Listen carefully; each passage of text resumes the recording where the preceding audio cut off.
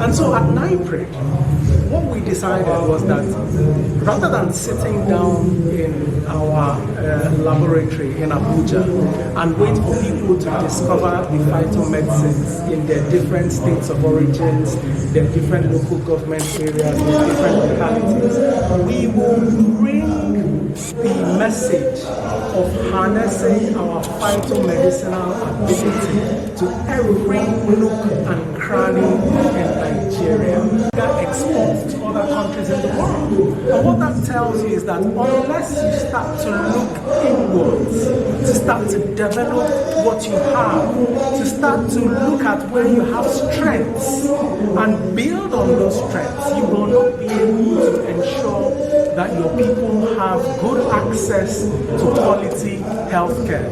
And that is what NIPRID is doing now.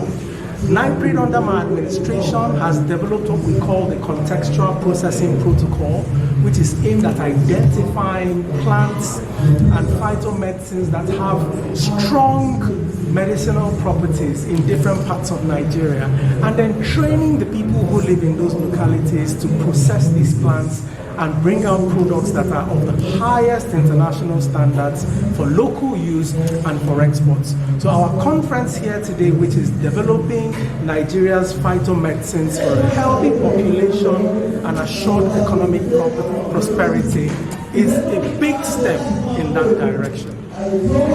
Sir, does Nigeria have the capacity or capability to produce vaccine for COVID-19? Producing vaccines is not a step you can take in a day, a month, or even a year. Before COVID-19 started, I think it was a couple of years ago, we had a big meningitis scare. And at that point in time, while I was the executive secretary of the Pharmaceutical Manufacturers Group, we engaged government robustly to say that Nigeria not having capacity to locally manufacture vaccines is a big weakness. Because if you have something like meningitis and you go all around the world to look for companies who produce meningitis vaccine, you don't expect the Europeans who don't suffer meningitis to produce meningitis vaccine.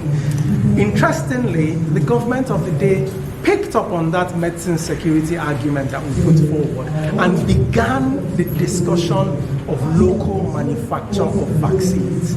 And as I'm speaking to you now, government signed an MOU with a local manufacturing company, and they came up with a company called BioVaccines.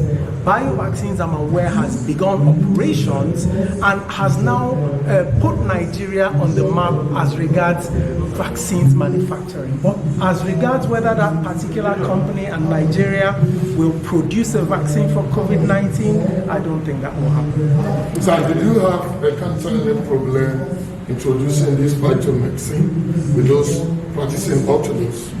Well, you see, that's a very important question.